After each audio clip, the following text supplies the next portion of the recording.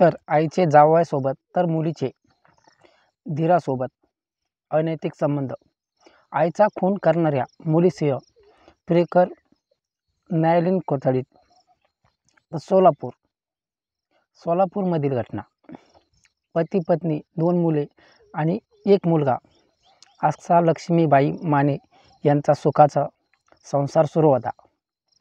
मात्र 5 वर्षापूर्वी पतीचा एक घटनास्थळी मृत्यू झाला. त्यानंतर तिच्या मुलीचाही मृत्यू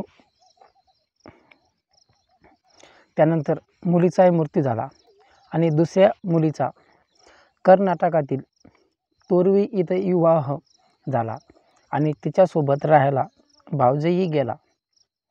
एकट्या राहणाऱ्या लक्ष्मीबाईचे अनैतिक संबंध जावयासोबतच जुळले आणि त्यांची लक्ष्मीबाईची अनैतिक संबंध जावयासोबत जुळले आणि त्यांची माहिती तिच्या मुलीला मिळाली आणि मुलीने तिच्या दीरासोबत अनैतिक संबंध ठेवले.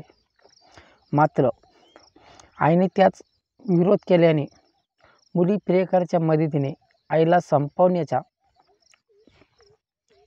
तिच्या मनात आलं आणि आई तिच्या दोघांमध्ये अडथळे येत होती. तिला वाटलं आई अशी करते, आता आई चुकली त्याच्यामुळं मुलगीही चुकली आणि त्यामुळं तिनं तिच्या दीराच्या मदतीने आईला संपवायचे असे पोलिसांनी सांगण्यात आले. घटनाक्रम कसा होता? पतीच्या निधनानंतर एकटी राहणाऱ्या सासूचे जुळले जावयासंबंध अनैतिक संबंध आणि आईने जावया संबंध ठेवल्यामुळे मुलीने दीरासोबत संबंध ठेवले आणि दीराच्या अनैतिकेचा संबंधाचा विरोध करणारा आईला मुलीसह आणि मुलीच्या प्रियकराने संपवले. तेरवीमधील विजापूर कर्नाटक इथे राहणारी होती आणि मुलगी रात्री खून करून दोघे पसार झाले होते आणि मैतीचा ननंद कविता भोसले यांनी 8 नोव्हेंबरला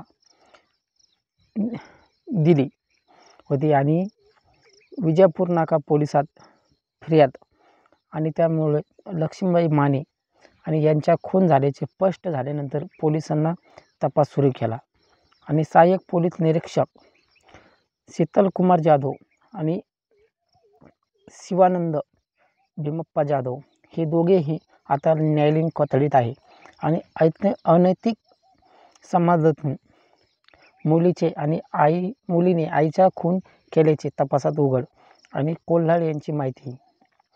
सोलापूरतील कुमटे परिवारातील लक्ष्मीबाई नगरात राहणाऱ्या लक्ष्मीबाईचे मृत्यू झाल्याची खबर आणि नंदन कविता भोसले यांना समजली.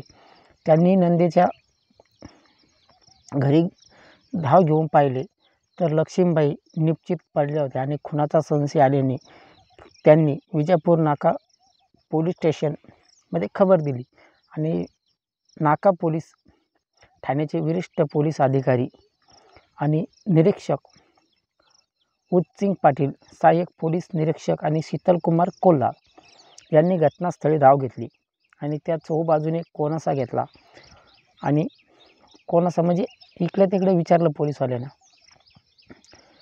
आणि मात्र हा अनैतिक संबंधातून झाला असावा त्यांना असा वाटलं. त्यानंतर त्यांना अनैतिक संबंधातून असा खून झाला असं त्यांना संशय आला आणि मग त्यांनी शेजाऱ्याकडील व्यक्तीकडून काही माहिती घेतली आणि माहिती घेतल्यानंतर मृत्यूच्या आदल्या दिवशी त्यांची मुलगी आणि दीर आल्याचे समोर आले आणि त्यानंतर शीतलकुमार कोल्हाड यांचे पथक तेरवी येथे पोहोचले आणि पोलिसांनी अटक केली आणि त्या दोघांना मग नंतर अटक केली, न्यायालयात हजर केले. न्यायालयानंतर त्यांना 7 दिवसाची पोलीस कोठडी